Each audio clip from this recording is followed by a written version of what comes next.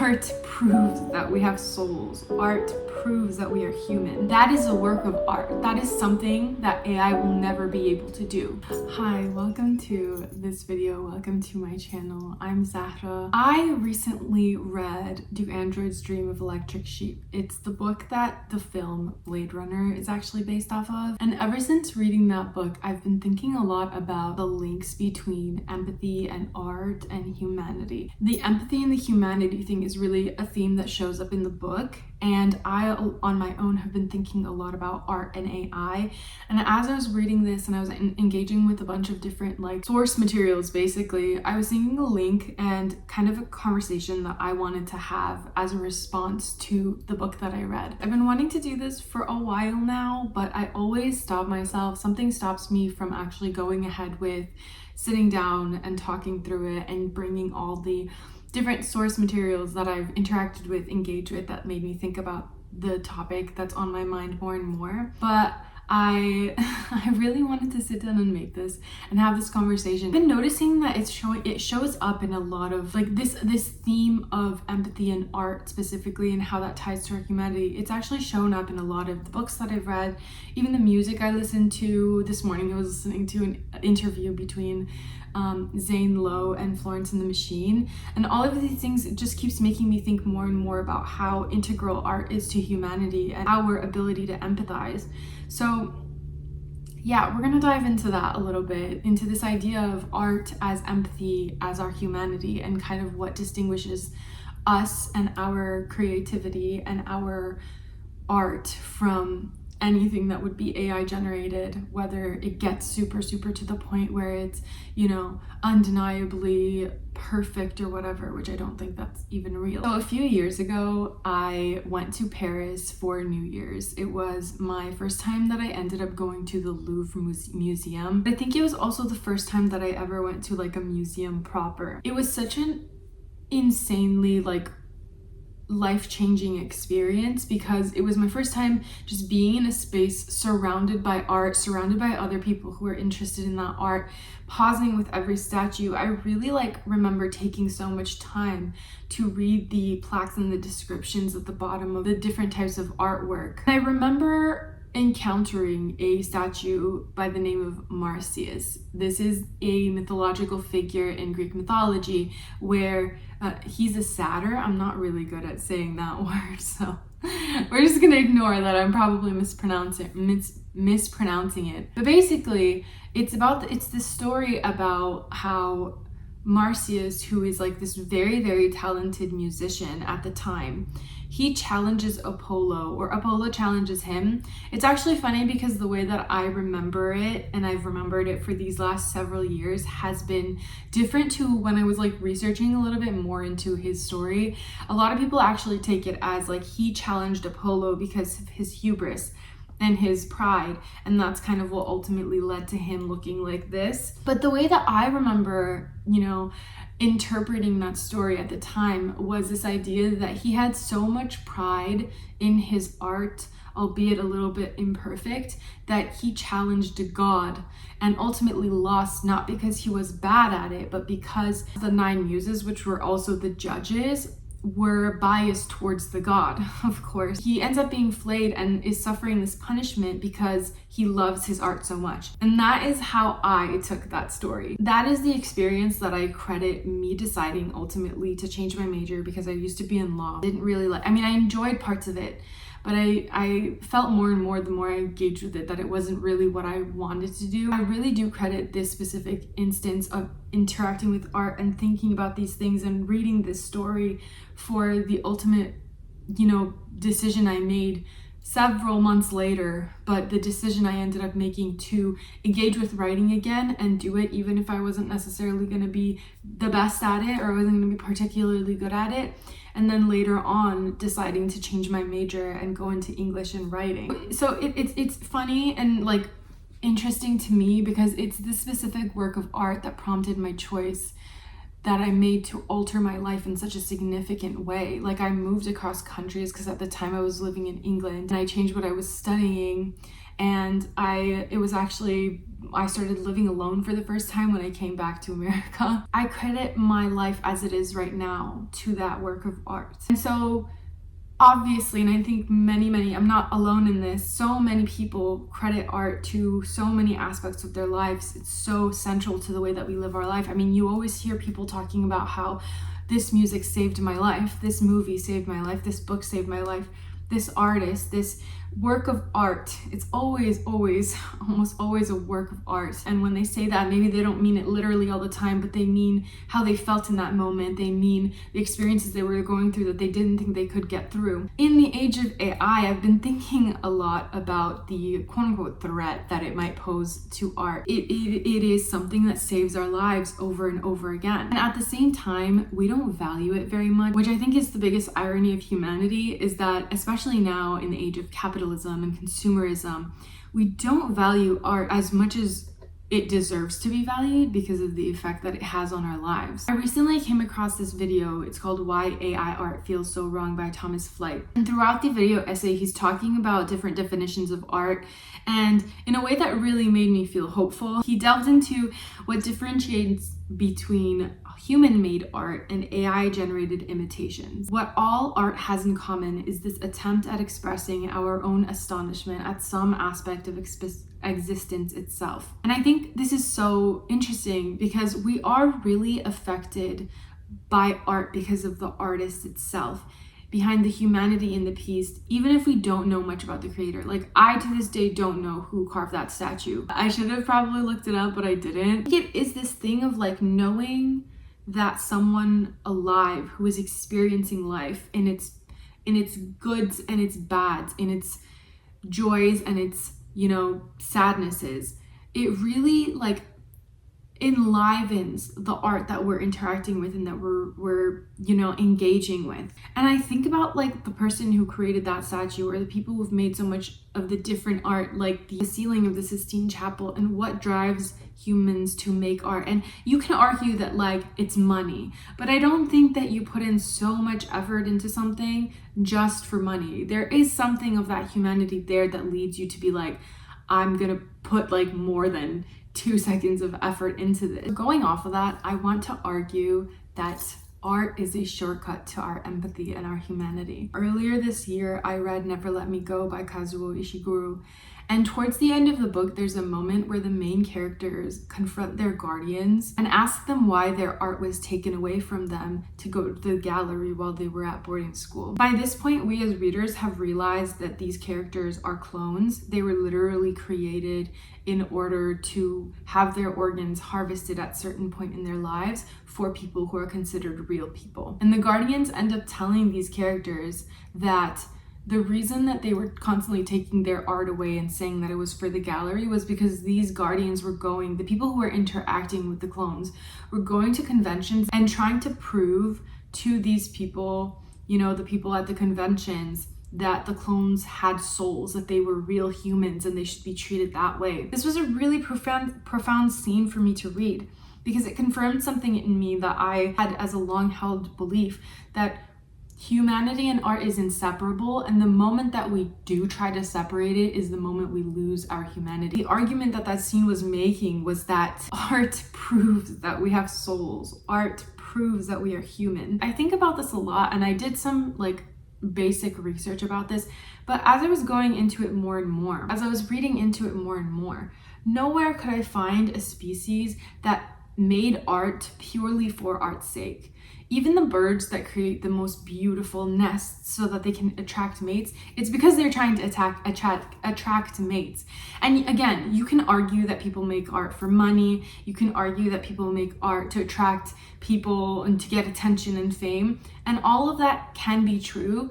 But there's something else, because there are so many ways to make money. And there are so many ways to make money in a much more concrete, guaranteed way. But there's a reason that we choose to create art, there's this idea of the suffering artist that doesn't get paid enough or isn't recognized until after their death, but they still do it because there's something driving them to do it. It's something in their humanity that drives them to do that and leave their mark and express themselves and communicate their humanity in a way that says, like, do you see me? Do you see me and do you understand me? Because I am a human and you are a human, and like art is the way that we reflect ourselves to each other and understand each other. So recently I came across In Defense of Pretension on Substack by Ayan Artin. I came across it because I was watching an episode of Wild Geese and I love the sources that she uses. So because of the topic that she was talking about, I decided to read the essay for myself. And I was so surprised to find that beyond being about intellectualism and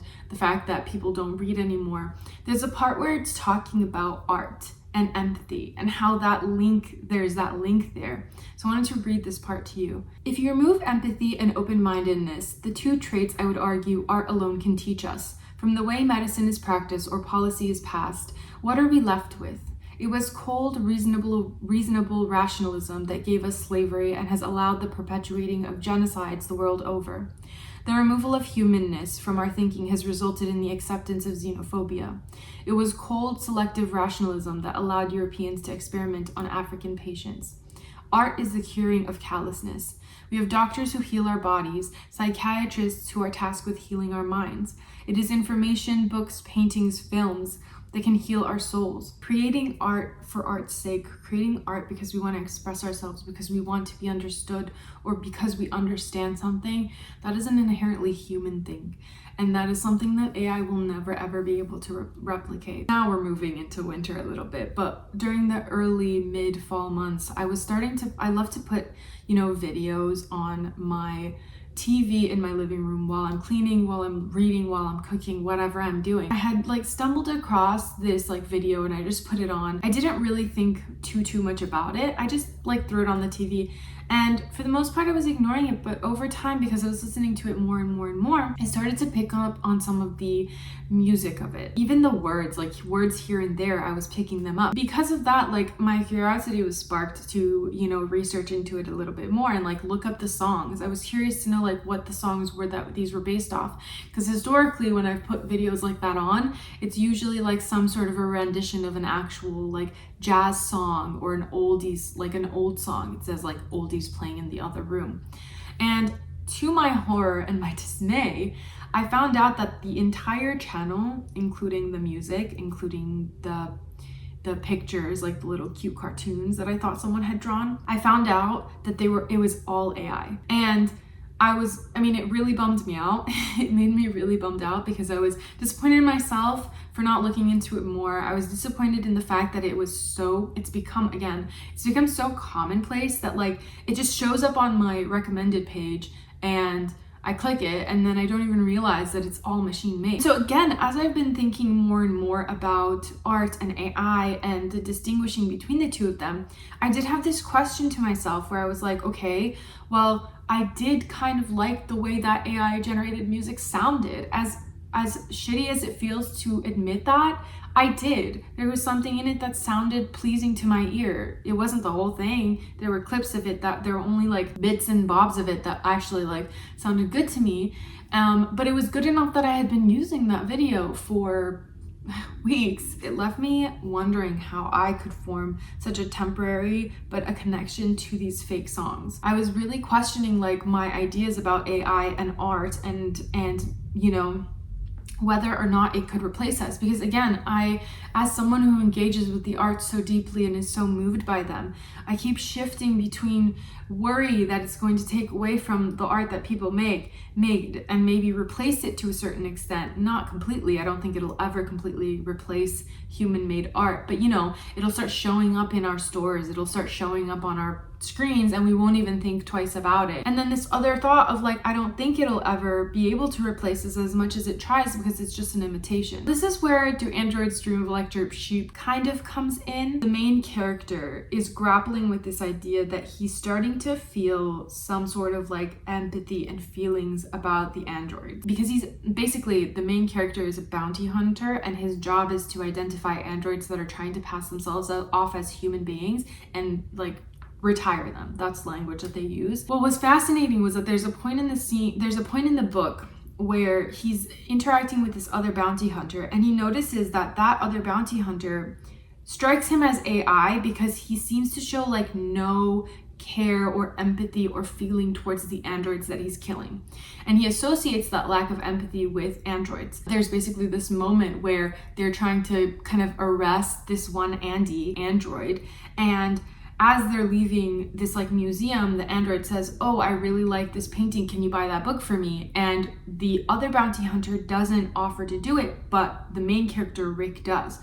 And then when he buys that book and he gives it to her, even though he's about to retire her, the android literally says, like, the android never would have done what you just did. But he's kind of grappling with this because he's like, well, to a certain extent, I used to dismiss the fact that, you know, android, like, I used to not think about them at all, and it was easier for me to just retire them without a second thought until recently. And he literally thinks to himself, empathy towards an artificial construct, he asked himself, something that only pretends to be alive. This new angle of this conversation came up to me because I can't dismiss the people who literally say, like, I like AI generated art. I don't understand it, but I can see how someone could potentially feel that way, because as humans, again, we have empathy. We have the ability to sympathize and imagine and therefore place feelings on literally objects, like literally machines. Like, that's how people fall into the trap of literally thinking that like their AI chatbot is like their husband or wife or girlfriend or boyfriend or whatever. It's because we have that ability to put ourselves in other situations, imagine a different life or a different version of what's happening, and then feel for it. That's literally a human thing. That's being human. Then I was thinking about the video again, because in it he says, looking more closely at a work of art reveals deeper meaning, while looking closer at a work of artifice often reveals it to be less meaningful than it originally seemed. And I thought that was so poignant, because when I was thinking about that video, I couldn't listen to it anymore. I couldn't put it up on my TV. I tried. I literally was like, I liked the way that it sounded. What if I just put it on again and just like see if I'm gonna be able to manage to like have it on? And I didn't last very long, because in the space of mind that I was before finding out it was all AI, I had associated the music that I was hearing with some other jazz music that I've listened to. I was creating stories in my mind of like the people behind the music, you know, the feelings behind the music and the experiences behind the music. And after I realized that it was AI generated, I just realized how empty it was. It literally, listening to it felt empty, because I was like, there is nothing and no one behind this song. It's literally just an imitation of jumbled up like different versions of songs that I can't even pinpoint to an experience. What makes music like the Florence and Machine album that came out recently, which I've been listening to nonstop, what makes that so meaningful is when I hear bits and pieces about her life and her experience that led her to creating that music, and then finding the connections to my own experiences. You know, I recently read The Year of Magical Thinking by Joan, and I literally was thinking about how she's talking about such a human experience and she's so blunt about it. And when I have lost people in my life and experienced grief, while it's not exactly what she's talking about, I can feel reverberations of that humanity. That is a work of art. That is something that AI will never be able to do, because it's never going to have experiences. It's never going to live a life. It's never going to love. It's never going to hate. It's never going to be angry. It's never going to feel rage at the injustices of the world. It's never going to do any of those things. It's never going to be humanity. It's never going to be human. Any moment that we think it does isn't AI. It's you projecting your own feelings and thoughts and emotions onto this object. It's kind of like when we humanize animals, although animals are still living beings and they feel things, but it's kind of like when we humanize animals and give them dialogue and we imagine what they're saying. It's not necessarily what they're saying, it's what we are saying or we are imagining and placing upon them that makes us feel for that creature. That's why you can watch a movie about like robots and you feel bad for the robot. It's not because a robot is capable of having emotions and feelings. It's because you are, and you're putting that on the robot, and then you're feeling bad for it. It's literally empathy. In the video, he talks about this concept of astonishment. And basically that kind of links to people's experiences in life and our inability but attempt to express that through art. And he says something that I really, really loved, which is something that's like tangentially related. I've been really interested in process as opposed to product. Astonishment, and I would insert here, astonishment at life and experience is the driving motivation, something that comes through the process of creating art itself, which is revealed both consciously and unconsciously in the thousands of decisions made by the artist in the act of crafting their work. This idea that when you are creating a piece of work, whether it takes you 2 minutes, whether it takes you hours, whether it takes you months, whether it takes you years, your life, the life that you are living throughout this time period, affects the decisions that you're making and the ways that you're engaging with your art as you are making it. Something that Florence and the Machine actually mentions in the interview that I was listening to earlier today is this idea of how she felt that her album needed to come out. Everybody screamed the album needed to come out now because she was feeling it now. And it was only within this cluster of years where she was experiencing these feelings and thinking about them and confronting them that she felt it needed to come out. She literally said, like, if it had been a few years from now, she probably wouldn't have released it, because our art is so tied to our experiences as human beings. Yeah, I think there was basically an urgency to this record. Like, it kind of like it like came out of me in this like furious burst. And it's one of those records where if I hadn't have put it out now, it never would have come out. Because I think I would have, like, how I felt about things is so specific to this moment in time, and this record kind of like roared out of me. And it was a record that was made almost like a coping mechanism. There was this like, oh, well, we can delay it. I was like, there's no delaying this one. Like, it's either now or this record never comes out. I will not feel the way that I feel about this in like a couple of years. I might be jumping around a little bit, but in my head it all connects. I was really feeling a lot of despair when AI first started coming out, especially when like that trend came around where people were doing like mimics of Studio Ghibli. I remember that being all over my Instagram feed, and I just wanted to cry because I was just like, what are we doing right now? What are we doing? I've always had this worry that like the industry, you know, any industry, capitalism doesn't care about art unless it makes money. This one idea of like, oh my God, if these companies realize that AI can at least mimic the art that we have right now, if they realize that they can make it much faster and easier and lower costs with AI, will they just cut out artists entirely? You know, maybe they will. Like, I don't know. I'm not a future teller. But I don't think that will change how humans feel and interact about art. And I don't know if it's ever going to catch on. Because again, like something that has, at least for me, with so much of the more modern art that I interact with, whether it's music, whether it's paintings, whether it's books especially, there's always been that interest in the artists themselves and what drove them to write what they wrote that drives me. It's not necessarily the seeking out of that knowledge, but the knowledge that it's there. The knowledge that when I'm reading a line that really moves me, it comes from somebody else's experience in the world. And the fact that I am through that experience, through that feeling of being known and knowing, am connecting to another human being. So yeah, this has been on my mind for a really long time, and I thought that if too much time passed and I tried to overthink my essay, because this isn't an essay, this isn't a video essay, this is a very informal chat, a conversation with books. I thought that if too much time passed, my ideas and stuff would kind of fade away and become less urgent, and then something else would take my interest. This has been happening a lot lately, where different things will take my interest and I'll ruminate on them for maybe a week or 2 weeks, but I will never sit down to actually sit and gather all my thoughts and ideas and the different, you know, media that I interact with and consume that kind of links to that.